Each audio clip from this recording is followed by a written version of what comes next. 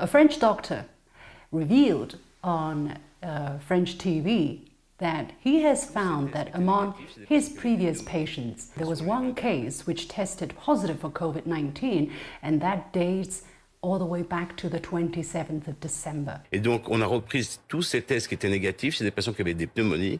Et sur les 24 patients, nous avons eu un qui était positif au Covid-19 le 27 décembre, quand il était hospitalisé chez nous à Jean-Verdier. Remember, I interviewed the Chinese doctor who was the first to sound the alarm about COVID-19. She discovered the first cases of COVID-19 in Wuhan on the same day, 27th of December. So that opens up a lot of questions. How come? What happened before that case? It is known that that case had no travel history to China. So it was a local case. Where did that person contracted COVID-19? And this was not the only piece of story that was capturing international headlines. Actually, another story released at the end of April also went pretty much unnoticed by the mainstream US media, but picked up by the media here in China, and that has to do with a mayor of a smaller city in New Jersey by the name of Michael Melham. He basically told the local press that he was sick last November and he had very similar symptoms to people who were suffering from COVID-19, but he didn't know what the disease was because he never got tested. And only a couple of days earlier, when he went to the doctor for an antibody test, did he find out that he already has the antibody.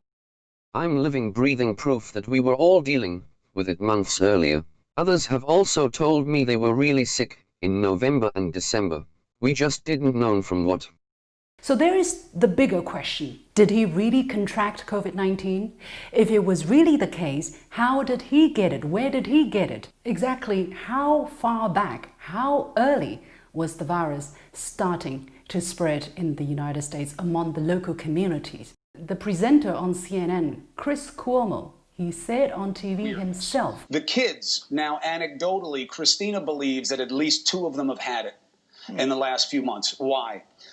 Well, we don't know, but atypically long-duration sinus fever lethargy.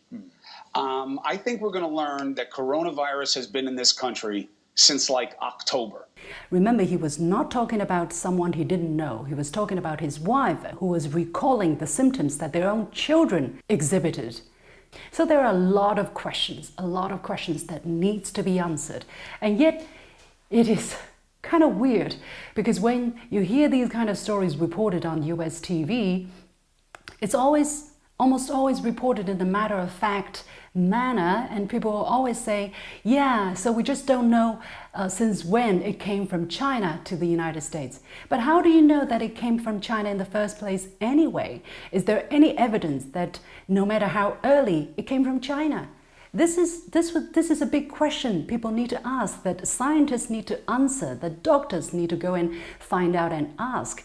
But at this moment, first of all, people always assume that this came from China, and secondly, when there are people who come out to say that they believe they might have contracted COVID-19, there are voices that are trying to suppress this kind of claim. For instance, this New Jersey website, while reporting on the statement by that mayor, on the title it says, the mayor makes unfounded claim that he had COVID-19 last November. How do you know that it's unfounded? He was talking about his own physical condition and he has a test of antibody which turns out to be positive. So why is it so unfounded? You can say he makes a claim, whether it is founded or not, let the readers judge. But by putting this kind of title, clearly it's trying to plant the seed in the minds of the readers that what the mayor was telling is something false, that he was just imagining.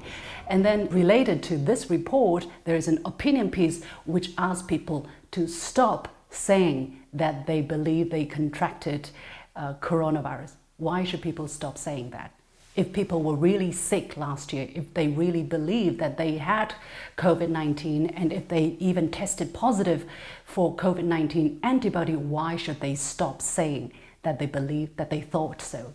Is there some kind of a effort out there trying to suppress these kind of voices, trying to not to have these kind of discussions, that the US has a lot of questions to answer about COVID-19. I think we need to be very careful, because at this moment, we need to go all the way to the bottom of the truth.